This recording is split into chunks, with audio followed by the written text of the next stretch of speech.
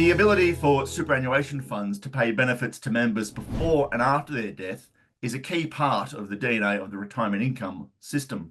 But in recent years, questions have been raised about the timing of those payments and when does a member benefit become a death benefit.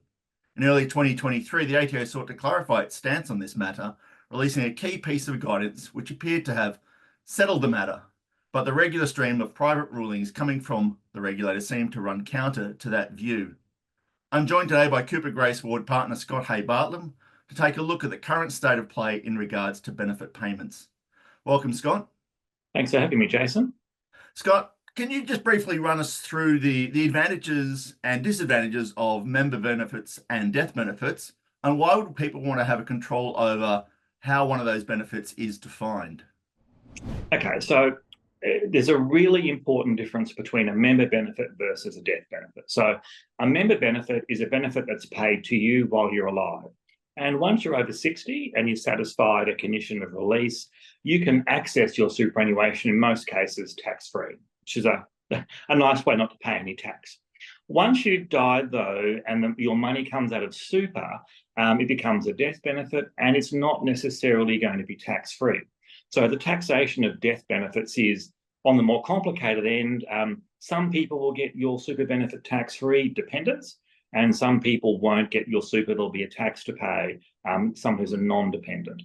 So a payment during your life might be tax-free, whereas if it comes out after you've died, we have a tax issue. So it's important then to make sure that where we might be triggering tax on death benefits, we've thought about, is it possible to get the money out while someone's alive and save that tax? So a defining feature then of these benefits is whether the member is alive. Yep. And when you exit that money. And I know that in the past, there were attempts to sort of hedged bets around the timing of claiming benefits using sort of pre-prepared release documents. Just briefly, what was the legality of those arrangements? Well, it's interesting, Jason, because the legislation talks about a member benefit being paid to you while you're alive, and a death benefit is one that's paid to you because somebody else was a member after they've died. So the legislation differentiates based on when the benefit was paid. And this is really where the difference is going to turn on. So something which was triggered by something we find after death, you're always going to struggle with arguing that could legitimately be a member benefit because it wasn't paid. It wasn't paid, nothing was done until after someone died. Hard to say that's a payment made before death. And I think that's where the ATO was going when they released QC 45254 back in February of last year, because they haven't gone after any of these so-called previous arrangements, but that QC seemed to state that if a trustee knew a member was dead, it was a death benefit. So given that it's been around for about 18, 19 months, do you think that that guidance has had any significant impact on benefit payments and how people are trying to make them move forward? Look, it has. People are now very focused, and we're now quite aware that if we're going to try and do some kind of deathbed payment, we need to get the payment made, so transferred to the member in the member's bank account while the member is still alive.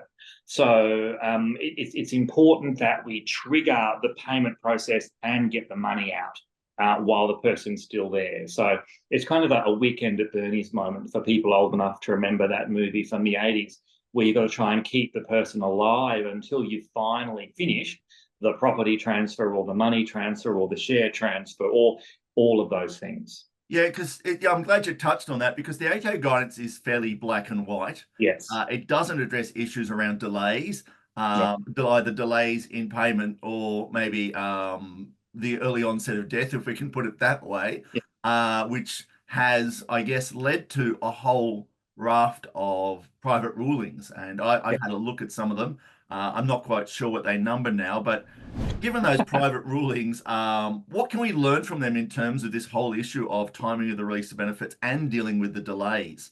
Is there anything we can take away from that as best practice?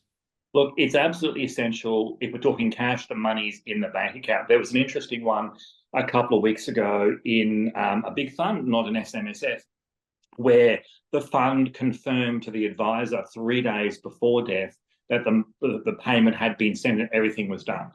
but it didn't arrive until 11 days after death. Now, there was no explanation provided as to why, and the ATO said, no, even though the trustee had done everything they had to do, that's going to be a death benefit. Now, I think if we've got such a delay, we need to be looking at why that's occurred and what we can argue. And if you look at something like the contributions ruling, the ATO will accept that a contribution can be made even if there is, a time to get something registered or money's in transit, perhaps, provided the reason for it can be explained. So it's really important that the PBR has made it really clear you need the benefit payment process absolutely complete before death. And any delay is going to have to be explained. Now, you mentioned cash there. Cash is obviously an easier one to move. Yep.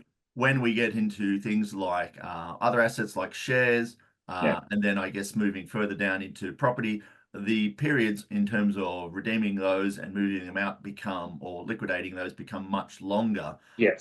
So those add more to the timeframes.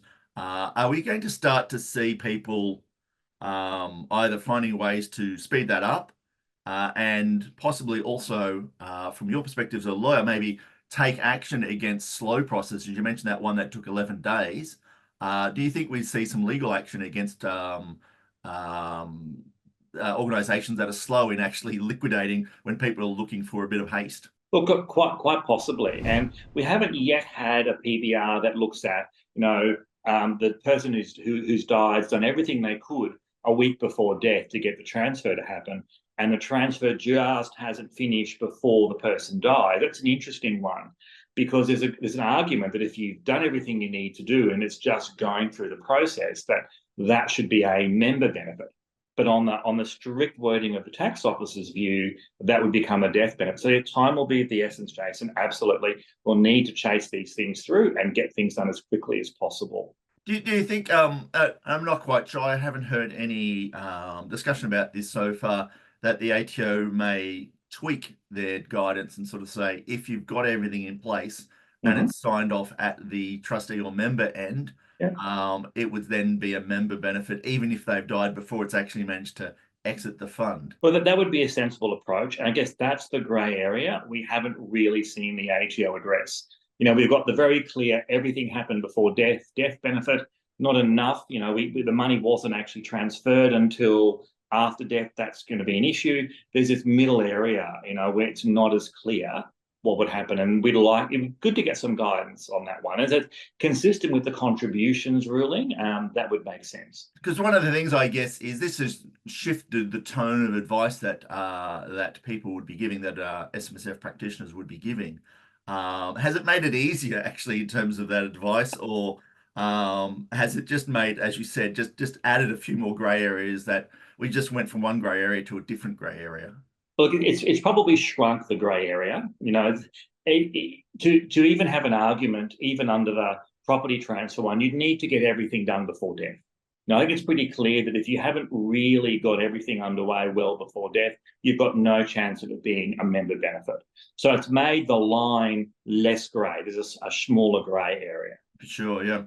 Now, if you were, and this is a bit of a hypothetical, if you were giving advice to an SMSF member or their family about making a member benefit in a timely way, what are some of the things to consider? Because we have seen cases where things have been put in place and a member's either died early, or alternatively they've made a miraculous recovery and this money's been moved out. So that sort of that timing around issues, how do you sort of plan? And this is maybe more an advice question as opposed to a strict legal question. How do you prepare or have those discussions, or how can advisors have those discussions saying these are the different scenarios and this is what we need to be aware of? Yeah, look, I think I say to my estate planning clients that once one of the couple has died, the survivor needs to be conscious of pulling their money out of super as close to but before death as they possibly can, because while they're alive, they get far greater tax concessions. But once they're dead, you've got that issue with the kids paying the tax on the money coming out. So being prepared and wording the client up while they can make the decision. One of the big risk areas here is that typically if you're doing a deathbed withdrawal, it's the children typically, or the people who will benefit from not paying tax doing it. So there's a real risk if I'm pulling my mother's money out of super as she's dying in the hospital. What happens, as you say, if she recovers? Lots of these, mum's in the hospital, she's not going to live more than a day or two, mum recovers. So I think advisors need to have the discussions with the clients while the clients are able to make the decision. And we can actually either, have them make the call at the point in time they pull the money out. Because someday someone's going to end up going after their kids, or maybe a cousin or a nephew or niece for pulling money out and them being worse off because they have an additional tax bill year in, year out, which they wouldn't have had if the money had stayed in super.